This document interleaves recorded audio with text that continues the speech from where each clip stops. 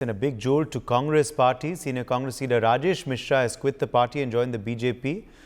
He was the last party candidate to win the Varanasi parliamentary seat in 2004. He had joined the BJP in the presence of National General Secretary Arun Singh and Ravi Shankar Prasad in New Delhi. He also thanked Home Minister Amit Shah and party chief JP Nadda and other leaders for his induction into the party. My colleague has spoken with the former MP about his decision to leave the Congress. 2024 में लोकसभा चुनाव से पहले कांग्रेस को एक के बाद एक बड़े झटके लग रहे हैं। यूपी में भी कांग्रेस को लगातार झटकों की जो सीमा है वो देखने को मिल रही है। बनारस की बात करें तो बनारस में कांग्रेस पार्टी के पूर्व सांसद जो रह चुके हैं डॉक्टर राजेश मिश्रा जी मेरे साथ बातचीत करने के लिए हैं। इन्होंने आज कांग्रेस का दामन छोड़ दिया है और बीजेपी का दामन थाम लिया है। पहले सवाल यही लूँगी राजेश जी की एक लंबे समय तक आप कांग्रेस में रहे, आप सांसद भी रहे, पार्टी में आपका बड़ा नाम रहा, आपने काम भी किया। क्या कारण रहा कि आपको कांग्रेस से हाथ छोड़कर बीजेपी में हाथ मिलाना पड़ा? देखिए, हम राजनीति में समाज की सेवा के लिए आए थे। हम राजनीति में इसलिए नहीं आए कि हमें कुछ लेना है। मैं बीएचयू में छात्र संघ का प्रेसिडेंट रहा, पॉलिटिकल साइंस का गोल्ड मेडलिस्ट रहा, पीएचडी की हमने पॉलिटिकल साइंस में AA है।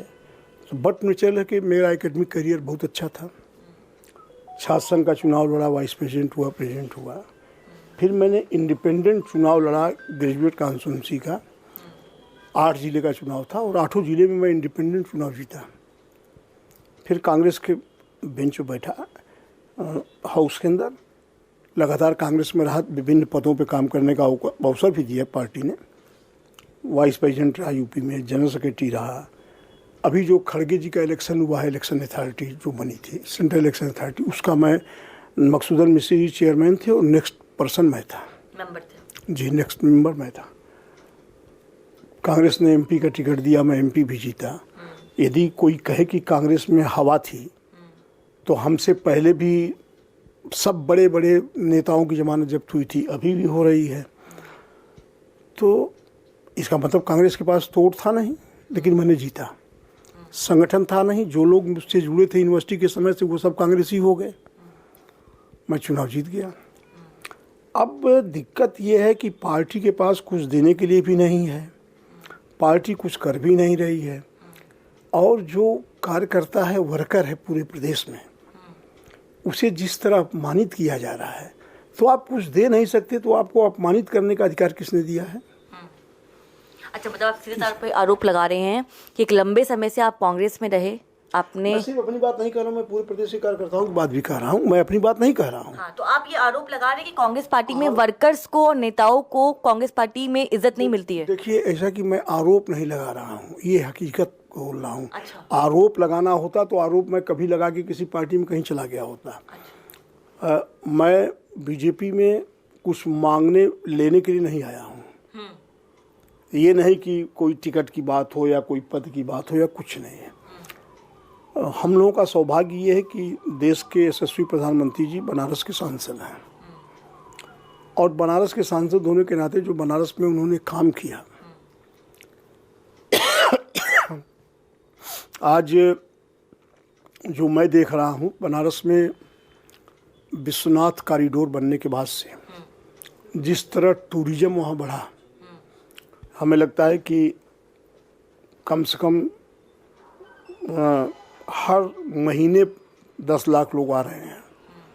तो जब टूरिज्म बढ़ेगा तो व्यापार भी बढ़ेगा, होटल से लेके, टैक्सी से लेके, गरीब से लेके बड़े लोगों से सबको फ़ायदा, कपड़े उपड़े जो सबका बिजनेस बढ़ रहा है। और जिस तरह उन्होंने बनारस को एक नई दिशा दिखा दी है, अब क्वेटो तो मैंने नहीं देखा है, लेकिन हिंदुस्तान में यदि क्वेटो देखना है तो बनारस दिखाई पड़ जाएगा। ठीक है, लेकिन मेरे सवाल क्योंकि राजनीति में बड़ा हलचल देखने को मिल रहा है, लोकसभा चुनाव से पहले आपने ये बड़ा स्टेप लिया, आज आपने बीजेपी में सदस्यता ग्रहण कर ली है। एक और देखा जाए तो इंडिया अलायंस तैयार हो रहा है, और यूपी की बात करें तो वहां पर महागठबंधन हुआ है समाजवादी पार्टी और कांग्रेस के बीच में। आपको लगता है कि महागठबंधन जो है यूपी में बीजेपी को 80 सीटों पर टक्कर दे सकता है? एकदम नहीं, एकदम नहीं। एकदम उसका कारण बहुत स्पष्ट है। क्या कारण है? देखिए, बीजेपी 24 घंटे काम करती है। उसके पास हर बूथ पे वर्कर हैं और कांग्रेस के पास एक तो वर्कर नहीं है। मुझे कहना, मैं ये आज इसलिए नहीं कह रहा हूँ कि आज मैं बीजेपी में हूँ। और नरेंद्र मोदी जी का जो व्यक्तित्व है, उस व्यक्तित्व की तुलना किसी से नहीं की जा सकती। यानी कि राहुल गांधी नरेंद्र मोदी को टक्कर नहीं दे सकते? मैं किसी का नाम ही नहीं ले रहा हूँ, मैं कह रहा हूँ किसी से उनके व्यक्तित्व की तुलना की ही नहीं जा सकती। अच्छा। एक तरफ हम कहें कि 10 फीट हाइट है, तो एक तरफ लोगों की हाइट 2 फीट और 1 फीट है। मैं किसी का नाम नहीं ले रहा हूँ, लेकिन आज की डेट में माननीय प्रधानमंत्री जी के व्यक्तित्व की तुलना किसी से नहीं हो सकती। ठीक है, लेकिन उनके पास विजन है काम करने का। कैसे हिंदुस्तान का नाम आज दुनिया में यदि रोशन हुआ है, तो वो काम से हुआ है। जब आदमी काम करता है तो वो दिखाई पड़ने लगता है। बनारस के अंदर यूनिवर्सिटी छोड़ने के बाद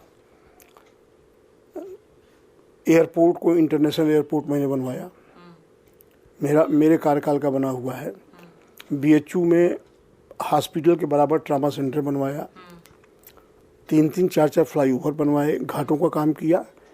उसके बाद जो भी काम आज है, आज बनारस का स्वरूप आपको बदला दिखाई पड़ेगा। सब आदरणीय प्रधानमंत्री जी की वजह से हुआ है। तो जब आप काम करते हो, आपका व्यक्तित्व दिखाई पड़ता है। वो गरीब महिला से लेके, रिक्शा चलाने वाले से लेके, जो जूता साफ करते हैं मोची, उनसे लेके, उस सब पे उनका ध्यान है और हर एंगल पे फोकस है। सबके लिए काम किया जा रहा है।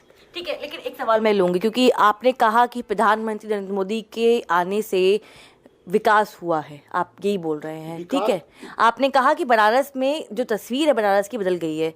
मैं एक बहुत बड़ा जो आप बोल रहे हैं कि कांग्रेस पार्टी में कार्यकर्ताओं की इज्जत नहीं हो रही, नेताओं की बात नहीं सुनी जा रही। इससे पहले क्या आपने अपनी बातों को दिल्ली तक पहुंचाया? कांग्रेस आलाकमान, सोनिया गांधी, राहुल गांधी, प्रियंका गांधी या किसी भी नेता को बताया कि यूपी में क्या स्थिति है? एक बार नहीं, बहुत बार। अच्छा, आपने बताया? आपने एक बार कह तो रहा हूँ, एक बार नहीं, बहुत बार। क्या बोले वो लोग? अब बहुत बार बात हुई है तो बहुत बार लोगों ने बोला होगा तरह तरह की बात। हर बार मैंने बताया, जो फैक्ट है मैं बता देता हूँ। मुझे जब लालच नहीं है किसी चीज़ की, तो मैं जो सही बात है वो बता दूंगा। तो राहुल गांधी ने क्या बोला आपको जब आपने बताया? अब उन्होंने बोला, सुना, ठीक है ठीक है ठीक है, तो ठीक है से नहीं ना होता है काम। काम करने से होता है, सिर्फ कहने से नहीं होता है, काम करना पड़ता है तब काम होता है। लेकिन सोनिया गांधी और प्रियंका गांधी तो ये कहती हैं कि यूपी तो उनका ननिहाल है, उनका उत्तर प्रदेश में लगाव है, रायबरेली से चुनाव लड़ चुकी हैं, जीत चुकी हैं, लंबे समय से कांग्रेस पार्टी की सीट रही है। सब कहीं न कहीं पैदा होता है, सबकी ननिहाल कहीं न कहीं होती है, सबकी ससुराल कहीं न कहीं होती है, सबकी रिश्तेदारियाँ कहीं न कहीं होती है। वो एक अलग विषय है। ये सब चीज़ें भाषण देने की होती हैं। काम ऐसे नहीं होता है। काम हमारा घर कहीं भी हो, लेकिन यदि मैं जन सेवक हूँ, जैसे माननीय प्रधानमंत्री जी जन सेवक है, तो व्यक्ति कहीं का होगा, क्षेत्र कोई सा होगा, उसका आदमी काम करता है, तब वो नेता। देखिए, पद पे रहने से कोई नेता नहीं होता। MP MLA एक पोस्ट है जो कोई पा सकता है, लेकिन जो लीडर होता है, जो सबको लीड करता है, वो नेता होता है। लेकिन कई बार देखा गया है कि राहुल गांधी को कांग्रेस पार्टी, क्योंकि मुकाबला बीजेपी वर्सेस कांग्रेस का यूपी में देखने को मिलता है, क्योंकि समाजवादी पार्टी भी कहीं ना कहीं स्थानीय पार्टी है। मेरा सवाल इसलिए क्योंकि कांग्रेस में आप रह चुके हैं। कहा जाता है कि राहुल गांधी प्रधानमंत्री का चेहरा बन सकते हैं। 2024 में भी कांग्रेस पार्टी तैयारी कर रही है कि राहुल गांधी को प्रधानमंत्री का चेहरा बनाया जाए। आपको लगता है कि प्रधानमंत्री नरेंद्र मोदी के सामने राहुल गांधी एक प्रधानमंत्री के कैंडिडेट बन सकते हैं? वो काबिलियत, वो हुनर उनके अंदर है जो कांग्रेस पार्टी 2024 में उनको प्रधानमंत्री का चेहरा बना सके? मैंने आपसे अभी 2 मिनट पहले कहा है, माननीय प्रधानमंत्री आदरणीय नरेंद्र मोदी जी की तुलना किसी से हो ही नहीं सकती। और लोग तो किसी के उसमें कर सकते होंगे कि हाँ तुलना है, हम प्रधानमंत्री हो रहे हैं, वो हो रहे हैं। मैं चूँकि सबको देख रहा हूँ, सबसे मिल रहा हूँ, सबसे बात किया हूँ, मैं ये मानता हूँ कि कोई तुलना ही नहीं हो सकती। मैं 2004 में जब राहुल गांधी जी पॉलिटिक्स में इंटर किए, इन्होंने अमेठी में अपना नामांकन किया, नेक्स्ट डे उनकी उनका रोड शो हमारे लोकसभा में था बनारस में, वही इलेक्शन में जीता था। और यदि ये कोई कहे कि उनके रोड शो से मैं जीता था, कह सकता है कोई। मैं कह रहा हूँ कि वो रोड शो में आए थे, पहला रोड शो उनका साथ सुबह 10 या 11 बजे का, मैं जीता था।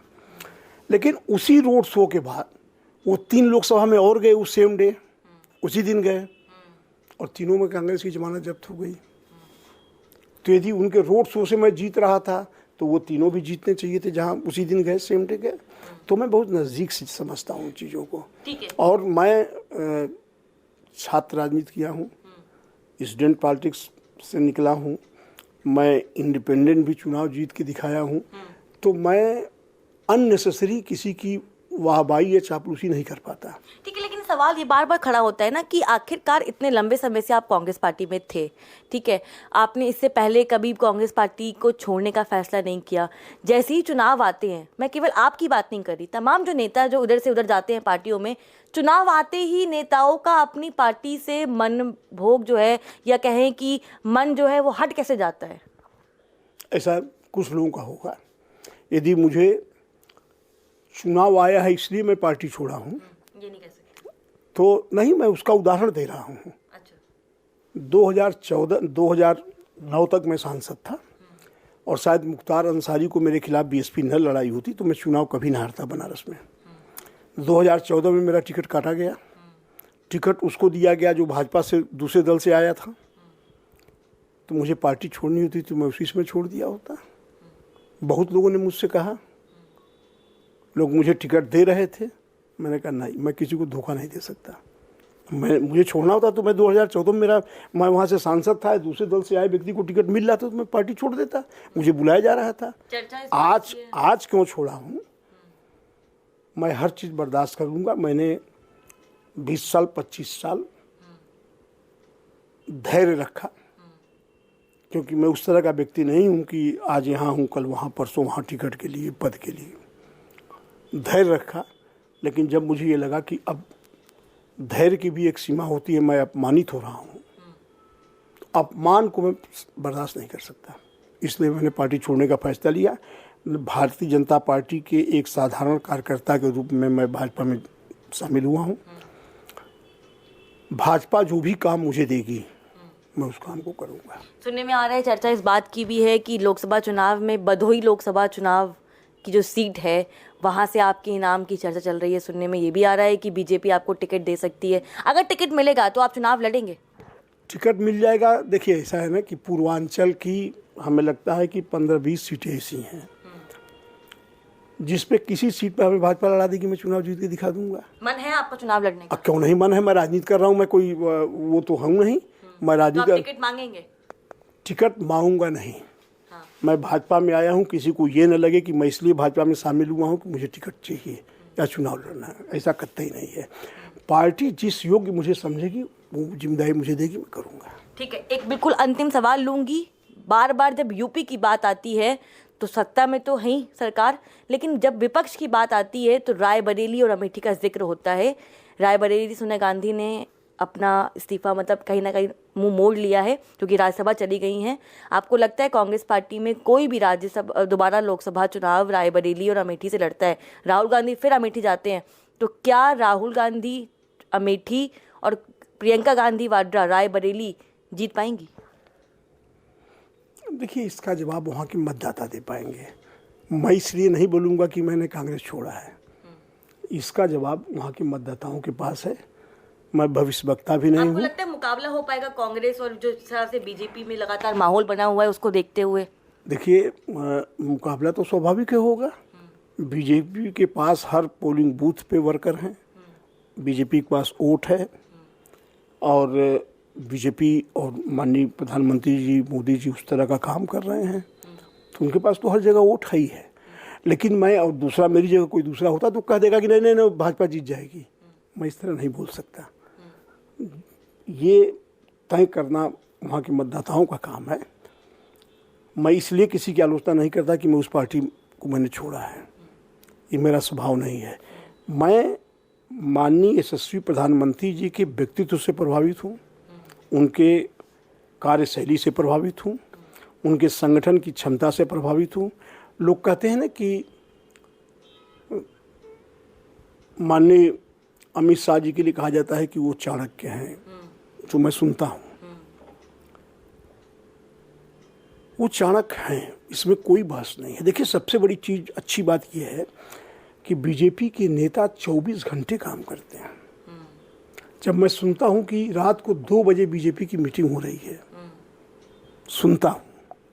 अब चूँकि उस मीटिंग में तो मैं कभी गया नहीं हूँ, अभी तो मैं आज ज्वाइन किया हूँ, लेकिन सुनता हूँ तो लगता है कि काम इस तरह करना चाहिए समाज के लिए, देश के लिए। मोदी जी हों या अमित शाह जी हों या उनके जितने राष्ट्रीय महासचिव हैं, जो प्रदेश के नेता हैं, सब 24 घंटे काम करते हैं।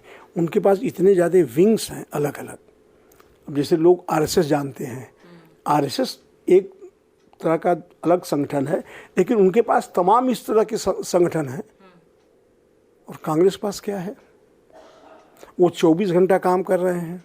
अभी आप AICC चले जाइए, वहाँ पर लगेगा कि कोई इंसान है ही नहीं, कोई मनुष्य ही नहीं है। ये अंतर है। ठीक है, एक और छोटा सवाल, क्योंकि बार बार जब यूपी का जिक्र होता है तो राम मंदिर की बात आती है। बीजेपी ने राम मंदिर का उद्घाटन किया, शिलान्यास किया, प्रधानमंत्री नरेंद्र मोदी ने विपक्ष के तमाम नेताओं को बुलाया, सोनिया गांधी, मल्लिकार्जुन खड़गे के पास भी न्योता गया, लेकिन कांग्रेस पार्टी ने ठुकरा दिया। आपको लगता है कि राम मंदिर का न्योता ठुकराना कांग्रेस पार्टी के लिए यूपी में एक बड़ी चुनौती बनेगा? देखिए, न्योता उन लोगों ने ठुकराए, उनका विषय है। क्यों ठुकराया, क्या सोचा, मैं नहीं जानता। मैं तो गया था दर्शन करने। आप दर्शन करने गए थे? हाँ, मैं गया था, और इसलिए नहीं गया था कि किसने बुलाया किसने नहीं बुलाया, क्या है।